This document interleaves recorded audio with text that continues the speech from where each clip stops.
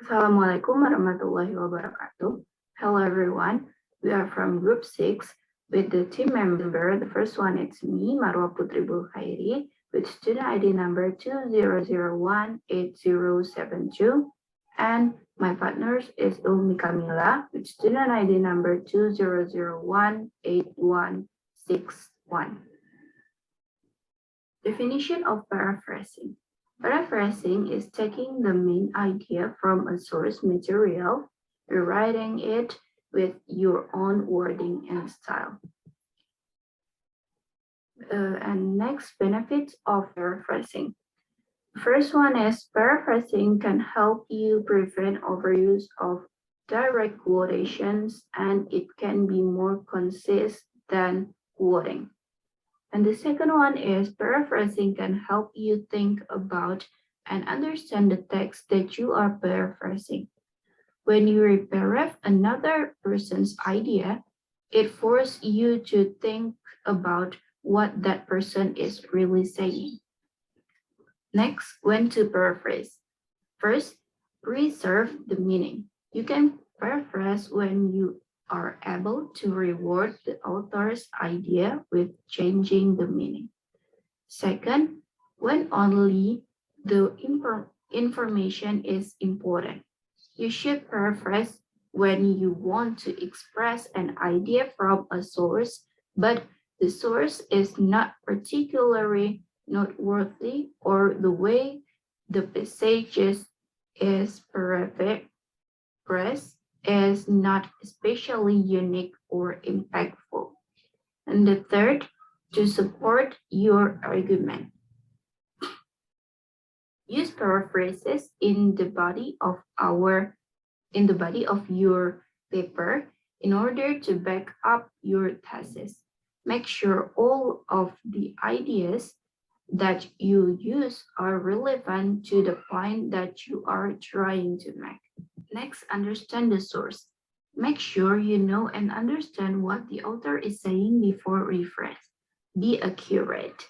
If you cannot change the words without changing the meaning, use a direct quote instead. And then the last one is use completely different wording and phrasing.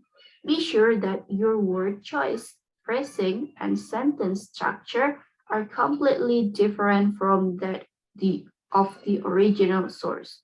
Also make sure you explain or expound upon the information that you use. And the next part will present by my peer, Ulmi Kamila. So Ulmi, time is yours. Okay everyone, and now it is my turn to explain the next material. It is about paraphrasing quote lines. The first is introduce your paraphrases. It is a good idea to introduce your paraphrases using attributive text in order to make it obvious that you are borrowing ideas from another person rather than coming up with them on your own. And the second is use proper citation. Cite your paraphrases even if you are not taking something from your source word for word. You are still borrowing someone else's thought or idea, and you need to give credit where credit is due. And the next is tell about 2 ways to paraphrase. The first way is called tell your friend. First, you are going to read the paragraph over and over until you understand it 100%.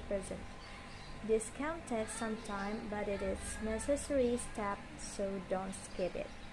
Then put the paragraph away and think about the ideas in the paragraph. What was the writer trying to say?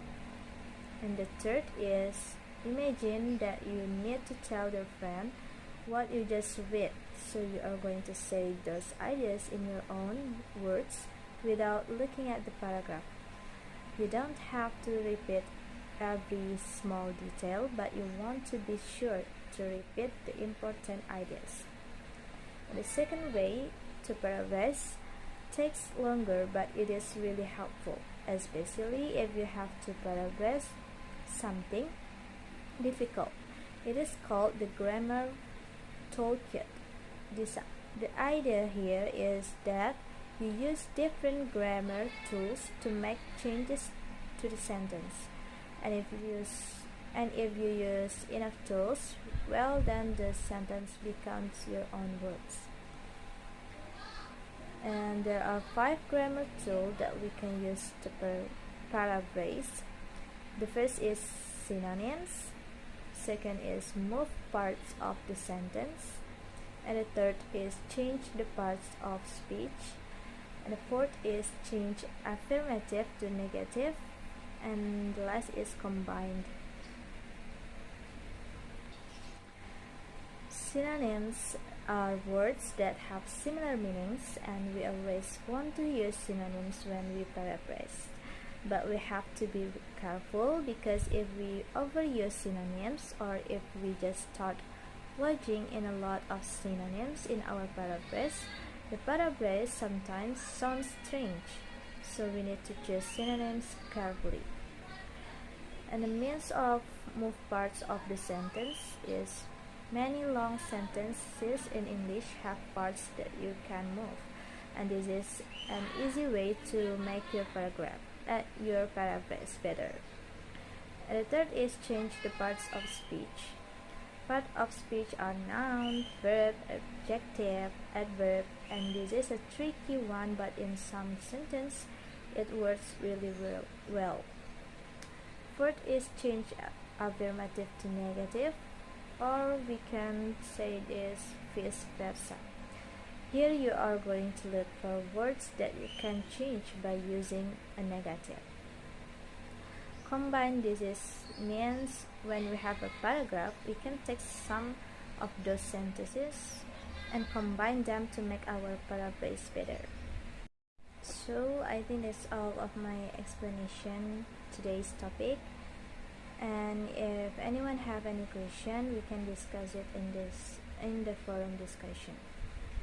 Thanks for watching. Assalamualaikum warahmatullahi wabarakatuh.